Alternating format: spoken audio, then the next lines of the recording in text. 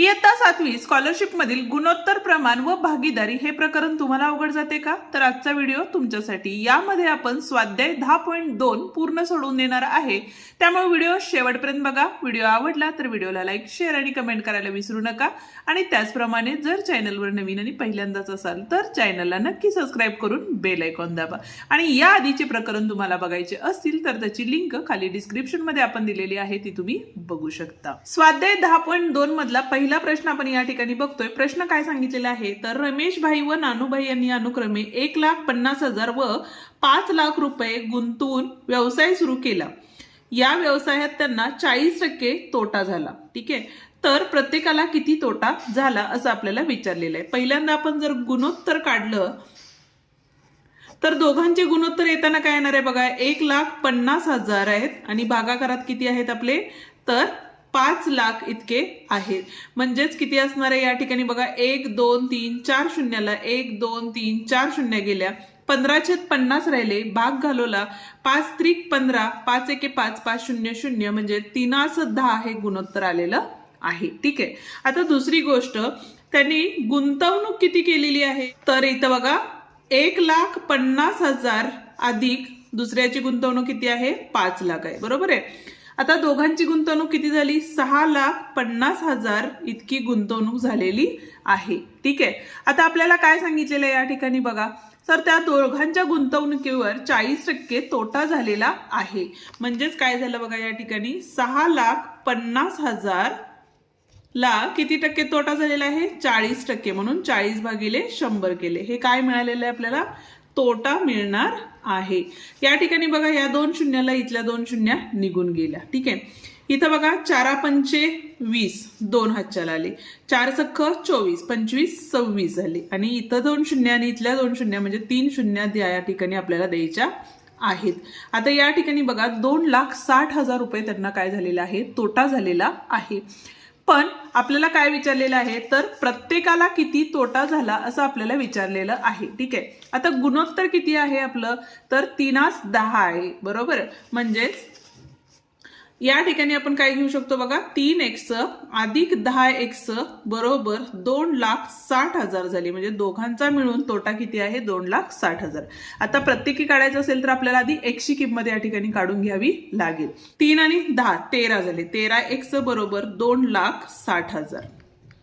ठीक आहे, त्याच्यानंतर इथं बघा x बरोबर काय येईल, 13 दोन्ही 26, 1 2 3 4, 1 2 3 4 का 13 गुणाकारात होते, इकडे गेल्यानंतर भागाकारात गेले, म्हणजेच x बरोबर किती आलेले आहेत या ठिकाणी 20,000 आलेले आहेत। आता पहिले कोण होते आपले रमेश भाई। ठीक आहे, रमेश भाईंना झालेला तोटा किती असणार आहे 3 गुणिले 20,000 म्हणजेच किती झाला तर 60,000 हा रमेश भाईंना झालेला तोटा आहे। दुसरं नाव होतं आपलं नानूभाई।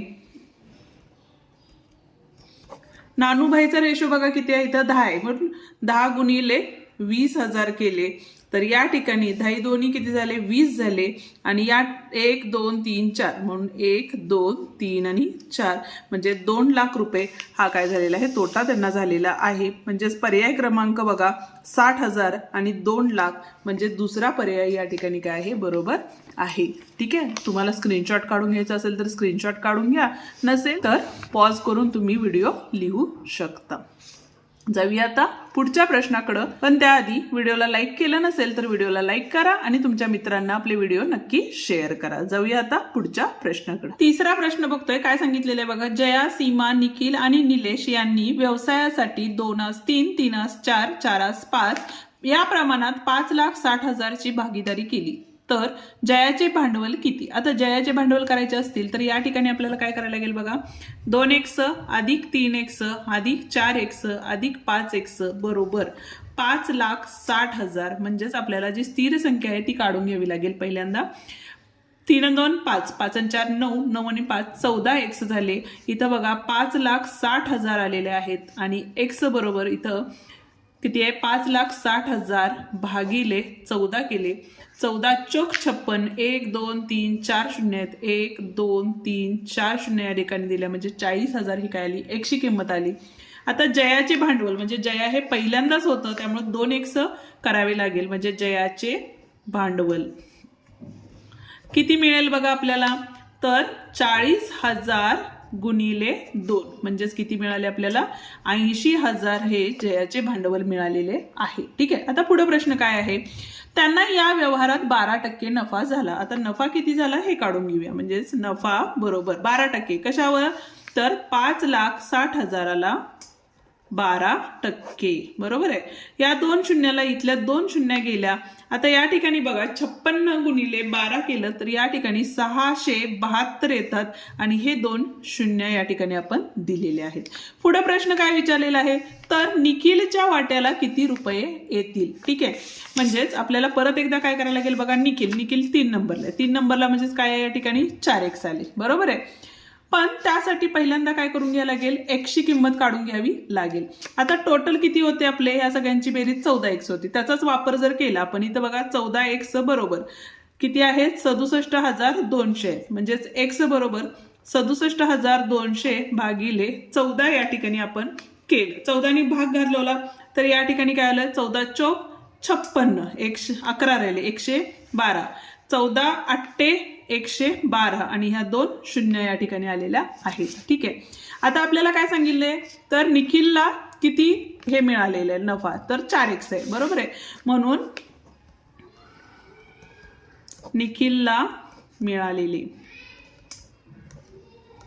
बरोबर 4,800 गुणिले 4 केले तर 0 0 4 8 32, 3 आले 4 चौक 16, 17 18 आणि 19 आलेले. ठीक आहे. म्हणजेच दोन उत्तरे आलेले आहेत. पहिले आहेत 80,000 आणि दुसरा आहे 19,200. म्हणजेच या ठिकाणी बघा पर्याय क्रमांक 3 बरोबर आहे. जर तुम्हाला स्क्रीनशॉट काढून घ्यायचं असेल तर काढून घेऊ शकता, गणितं थोडीशी मोठी आहेत. चौथा प्रश्न बघा, अ व ब यांनी मिळालेले 42,000 नफा 3/7 या प्रमाणात वाटून घेतला. म्हणजे आता प्रत्येकाला किती नफा मिळाला हे काढून घ्यायचं असेल तर आपण काय करणार आहे बघा, 3x अधिक 7x बरोबर 42,000 झाले. म्हणजेच 10x बरोबर 42,000 या ठिकाणी आले. म्हणजेच x बरोबर इकडच्या शून्याला इथला शून्य गेला म्हणजे 4 2 0 0 4200 या ठिकाणी मिळालेले आहे. ठीक आहे. अ चा नफा किती आला,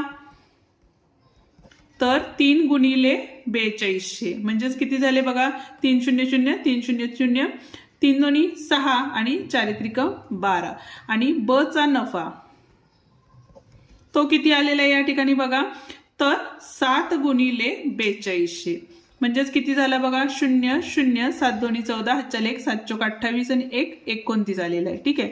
पण त्यांनी काय केलेलं आहे, 3% नफा सैनिक कल्याण निधीला दिलेला आहे. म्हणजे याच्या 3% आणि याच्या सुद्धा 3%. आता हे जर सोडवलं, या दोन शून्याला हे दोन शून्य गेल्या, ह्या दोन शून्याला इथल्या दोन शून्य गेल्या, म्हणजेच अ नी किती दिलेले आहेत, तर 126 गुणिले 3 आणि ब नी किती दिलेले आहेत, तर 294 गुणिले 3. ठीक आहे. गुणाकार केला तर या ठिकाणी काय मिळाले बघा, सायबरा सायंत्रिक 18 हातच्याला 1 3 दोन्ही 6 आणि 1 7 3 1 3 4 त्रिकम 12 हातच्याला 1 9 त्रिक 27 आणि 1 28. ठीक आहे. आणि 3 दोन्ही 6 7 8 म्हणजे 378 आणि 882. 378 आणि 882 म्हणजे पर्याय क्रमांक 4 या ठिकाणी काय आहे बरोबर आहे. ठीक आहे. पाचवा जो प्रश्न आहे, दिनेश व रमेश यांनी अनुक्रमे 1,00,000 रुपये व 40,000 रुपये गुंतवून एक उद्योग सुरू केला. या उद्योगात त्यांना 20% तोटा झाला तर रमेशचा तोटा किती. हे गणित पहिल्या गणितासारखं आहे, फक्त त्यामध्ये प्रत्येकाचे काढायचे होते. यामध्ये तुम्हाला फक्त रमेशचे काढायचे आहे. याचं उत्तर तुम्ही मला कमेंटमध्ये नक्की सांगणार आहात.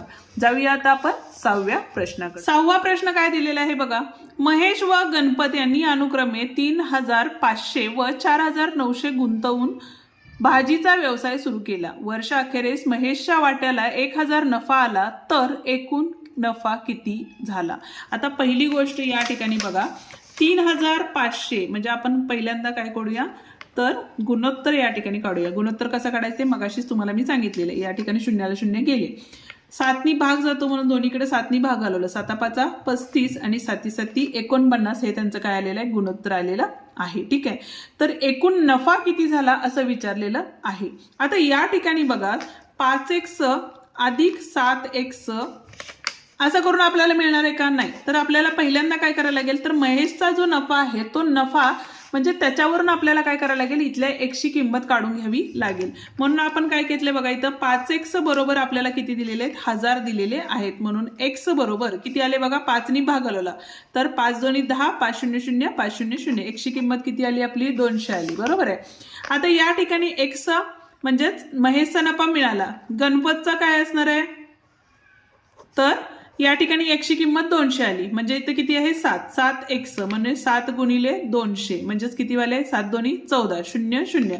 आता एकूण नफा काढायचा आहे, म्हणजेच बघा हा 1000 आणि हा 1400. म्हणजे महेशचा 1000 रुपये नफा झालेला होता, गणपतचा नफा आत्ताच काढला जो 1400 होता. 1400 अधिक 1000 केले तर आपल्याला त्या एकूण नफा मिळेल 0 0 4 आणि 2 म्हणजे 2400 हे उत्तर असणार आहे. म्हणजे पर्याय क्रमांक 2 या ठिकाणी बरोबर आहे. ठीक आहे. 7वा प्रश्न बघतोय. सारिकाने एक पेन, एक वही आणि एक वॉटर बॅग 160 ला खरेदी केले. त्यांच्या किमतीचे गुणोत्तर 1x, म्हणजे आपण स्थिर संख्या घेतो म्हणून x घेतो, इथं 5x आले. बरोबर आहे. बरोबर एकूण किंमत किती आहे, 160 आहे. ठीक आहे. तर एका वहीची किंमत किती, वही म्हणजेच कुठं आहे बघा या ठिकाणी, तर हे ते गुणोत्तर आपल्याला म्हणजे किंमत काढायची आहे. मग त्याआधी हे सोडवून घ्यावं लागेल, एक्सची किंमत काढून घ्यावी लागेल. 5 आणि 2 7, 7 आणि 1 8, 8x बरोबर 160. म्हणून x बरोबर किती झाले बघा, 8 नी भागले, 8 दोन्ही 16, 8 0 0 आले. ठीक आहे. पण कशाची किंमत काढायची आहे, वहीची काढायची. म्हणजे 2x जर काढलं तर आपल्याला काय मिळेल, वहीची किंमत मिळेल. म्हणून 2 गुणिले 20 केले तर 2 दोन्ही 4 म्हणजे 40 आली. म्हणजेच वहीची किंमत ही किती असणार आहे, 40 रुपये इतकी असणार आहे. 8वा प्रश्न बघतोय. काय सांगितलेलं बघा, स्मिताने 10,000 रुपये 8 महिन्यांसाठी व मनीषाने 8,000 10 महिन्यांसाठी एका व्यवसायात गुंतवले. आता महिने दिलेले असतील तर स्मिताने किती गुंतवले बघा, तर 10,000 गुणिले 8 महिने. बरोबर आहे. म्हणजेच किती झाले, 80,000 इतके झाले. त्याच पद्धतीने हिनं काय केलेलं आहे बघा, तर मनीषाने म्हणजेच महिने आणि गुंतवणूक या पद्धतीने केलं तर म्हणजेच त्याच्यानंतर आपल्याला रेशो काढावा लागतो. आता या ठिकाणी दुसरी आहे आपली 10 महिन्यास मनीषाने किती केले बघा, तर 8,000 रुपये किती महिन्यासाठी, 10 महिन्यासाठी. म्हणजे रेशो परत किती आला आपला, 80,000 आला. ठीक आहे. म्हणजेच 80,000 80,000 म्हणजेच गुणोत्तर हे किती असणार आहे या ठिकाणी, एकाच एक गुणोत्तर झाली. बरोबर आहे. म्हणजेच नफा किती दिलेला आहे आपल्याला, 2,000. म्हणजे निम्मा नफा केला तर 1,000 स्मिताला आणि 1,000 काय होणार आहेत, मनीषाला मिळणार आहेत. म्हणजेच या ठिकाणी बघा स्मिताला किती नफा झाला असेल, तर 1,000 इतका नफा तिला झालेला आहे. ठीक आहे. आता 9वा प्रश्न बघा काय सांगितलेला आहे, अ ब क यांनी 3,600 नफा आताच 3 3 2 या प्रमाणात वाटून घेतला तर अ ला क पेक्षा किती नफा जास्त मिळाला. आधी काय करायला लागेल आपल्याला, तर प्रत्येकाला किती नफा मिळाला हे काढून घ्यावं लागेल. म्हणजेच काय झाले बघा या ठिकाणी, तर 7x अधिक 3x अधिक 2x बरोबर 3,600 या ठिकाणी आले. 7 आणि 3 10, 10 आणि 2 12x बरोबर 3,600 झाले. म्हणजेच x बरोबर 12 36 आणि हे 0 0. ठीक आहे. अ चा नफा किती झाला बघा, 7x आहे. म्हणजे 7 गुणिले 300, 7 त्रिक 2100 झाला. ब चा नफा किती झाला या ठिकाणी, तर 3 आहे.